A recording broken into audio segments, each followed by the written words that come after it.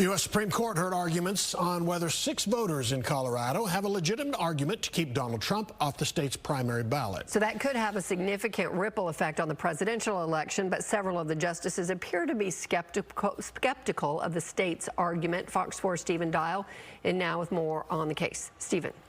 Yeah, Heather, this is arguably one of the biggest decisions justices will make, 3 of them appointed by former President Donald Trump. The question, can a state decide if a candidate for federal office be removed from the ballot?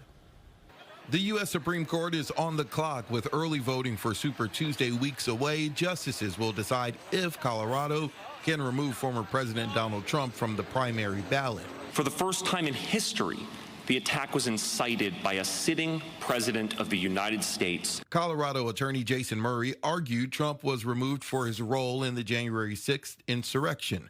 Murray is representing 6 Colorado voters who challenged Trump's eligibility.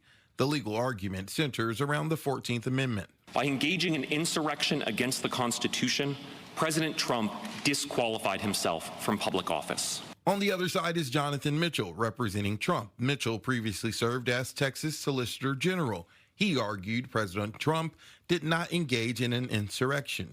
And so the point is that a chaotic effort to overthrow the government is not an insurrection? No, we didn't concede that it's an effort to overthrow the government either, Justice Jackson, right? None of these criteria were met. This was a riot.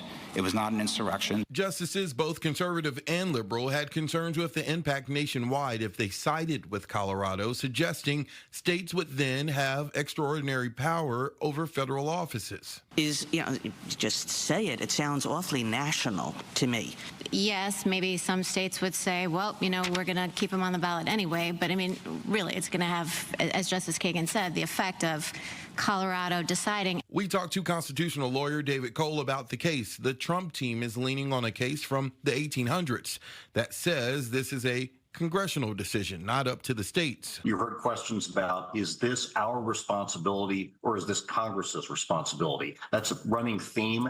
I think that's a very attractive way for the Chief Justice to try to get a majority and resolve this case, to say this just isn't our fight. Trump briefly commented on the case to reporters. In watching the Supreme Court today, I thought it's a very beautiful process. I hope that democracy in this country will continue. They can't just sit on this for months because an active election is about to happen soon. They're going to resolve it in time so that everyone can do what they need to do. So you may not get a decision tomorrow, but you're going to get it very soon.